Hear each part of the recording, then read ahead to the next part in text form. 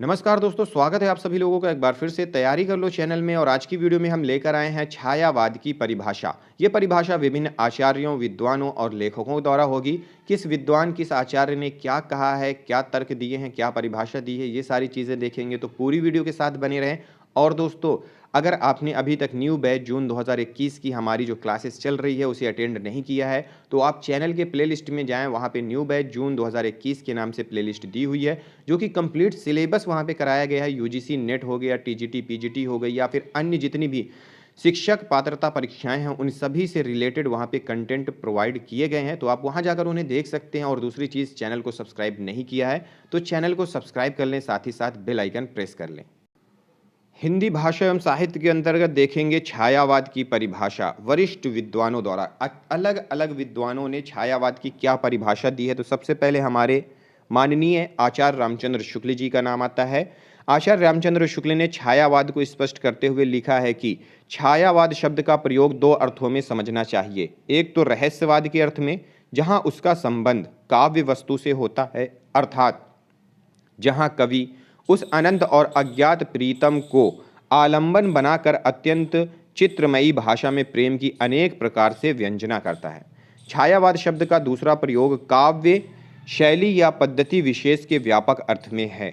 छायावाद एक शैली विशेष है जो लाक्षणिक प्रयोगों, अप्रस्तुत विधानों और अमूर्त उपमानों को लेकर चलती है। तो ये कथन है आचार्य रामचंद्र शुक्ल का, यह कहें ये परिभाषा है छायावाद के ऊपर आचार्य रामचंद्र शुक्ल की।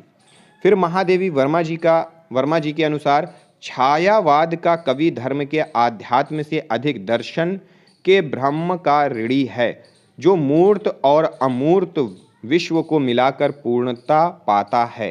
अन्यत्र वे लिखती हैं कि छायावाद प्रकृति के बीच जीवन का उद्गीत है। फिर डॉक्टर रामकुमार वर्मा के अनुसार अगर बात करें तो डॉक्टर रामकुमार वर्मा कहते हैं कि आत्मा और परमात्मा का गुप्त वाग्य विलास रहस्यवाद है और वही छायावाद। इन्होंने दूसरी परिभाषा बताई है कि छायावाद या रहस्यवाद जीवात्मा की उस अंतर्निहित प्रवृत्ति का प्रकाशन है जिसमें वह दिव्य और अलौकिक सत्ता से अपना शांत और निश्चल संबंध जोड़ना चाहती है, और यह संबंध इतना बढ़ जाता है कि दोनों में कुछ अंतर ही नहीं रह जाता। तीसरा उन्होंने कहा है कि परमात्मा की छाया आत्मा पर पड़ने लगती है और आत्मा की छाया परमात्मा पर, यही छायावाद है। आचार्य नंद दुलारे वाजपेयी के अनुसार मानव अथवा प्रकृति के सूक्ष्म किंतु व्यक्त सौंदर्य में आध्यात्मिक छाया का भान मेरे विचार से छायावाद की एक सर्वमान्य व्याख्या हो सकती है। शांतिप्रिय द्विवेदी के अनुसार शांतिप्रिय द्विवेदी ने छायावाद और रहस्यवाद में गहरा संबंध स्थापित करते हुए कहा है कि जिस प्रकार मैटर ऑफ फैक्ट इतिवृत्तात्मक के आगे की चीज छायावाद है, उसी प्रकार छायावाद के आगे की चीज रहस्यवाद है।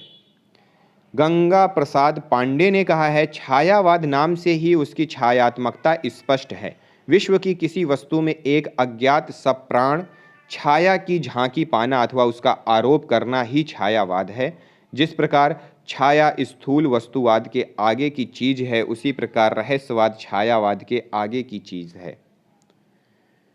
फिर है छायावाद के स्तंभ जयशंकर प्रसाद ने छायावाद को अपने ढंग से परिभाषित करते हुए कहा है, कविता के क्षेत्र में पौराणिक युग की किसी घटना अथवा देश विदेश की सुंदरी के बाह्य वर्णन से भिन्न जब वेदना के आधार पर स्वानुभूतिमयी अभिव्यक्ति होने लगी, तब हिंदी में उसे छायावाद नाम से अभिहित किया गया। डॉक्टर नगेंद्र छायावाद को स्थूल के प्रति सूक्ष्म का विद्रोह मानते हैं। राष्ट्रीय जागरण की काव्यात्मक अभिव्यक्ति ये मानते हैं डॉक्टर नामवर सिंह। तो दोस्तों, ये था छायावाद की परिभाषा विभिन्न आचार्यों और विद्वानों के द्वारा। किसने क्या कहकर पुकारा है या क्या परिभाषा दी है, ये हमने देखा। मिलते हैं अगली वीडियो में अगले टॉपिक के साथ। इस वीडियो को देखने के लिए बहुत बहुत धन्यवाद।